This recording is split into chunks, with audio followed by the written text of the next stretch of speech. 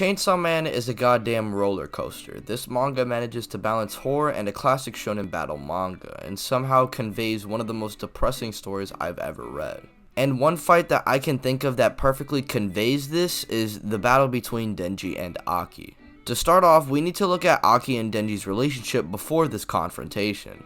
By this point in the story, Aki and Denji have finally shown that they do care about one another, going from initially Aki having to be forced to watch Denji, from Aki and Denji both going through loss and realizing they need to stick together.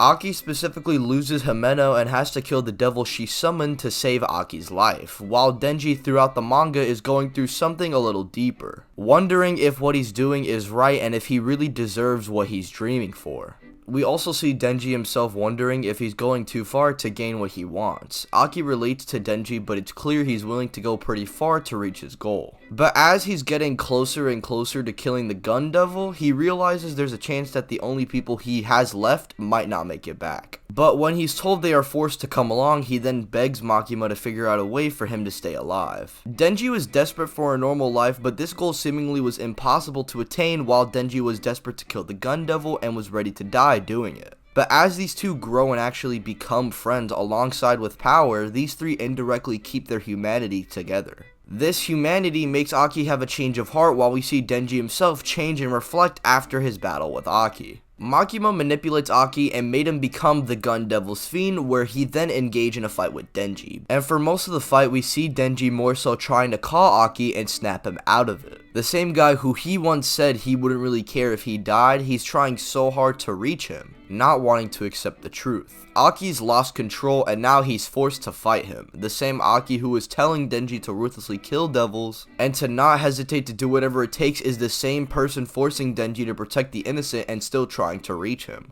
Denji's morality is the best trait of the character, so to see this be completely destroyed by him having faced the one person he could call a friend is pure genius. And it's a great way to contrast with Aki, who's not in control and all he sees is a friendly snowball fight while Denji is going through a living nightmare. Indirectly, Denji sort of reached his goal because he had the basic needs to live on, along with making relationships with people who he could actually call friends. However, due to Aki being the gun devil himself now, it makes Denji reaching his goal not a happy or satisfying moment. Instead, it's one of the most heartbreaking scenes in the entire story, where we see in Aki's last moments let Denji finish him off. And technically both characters' goals have been achieved, which was to kill the gun devil, but the meanings of reaching said goal causes an even bigger conflict than what we see here. This fight has the two characters we spend the most time with come head to head, and it's not like a rivalry being built up, no, wrong.